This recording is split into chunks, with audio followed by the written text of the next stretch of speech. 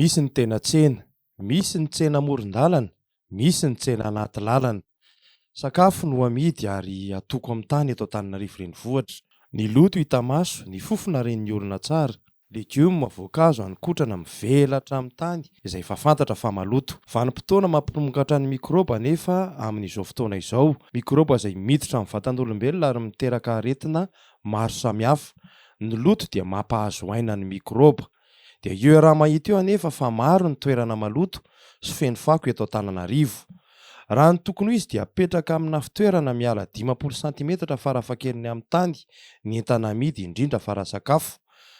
Marina fa tena samy anaty fahasaranana sy maketa izay rapaka an'io, fa tokony mba misy fandaminana sy fanajana fitsipika sy ny fenitra ihany, indrindra raha varotra sakafo hohanina.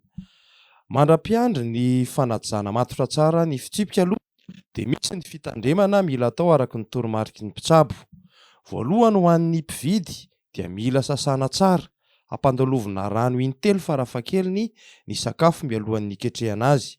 Mila andrahoina tsara ihany koa satria izany no manala ny mikrôba.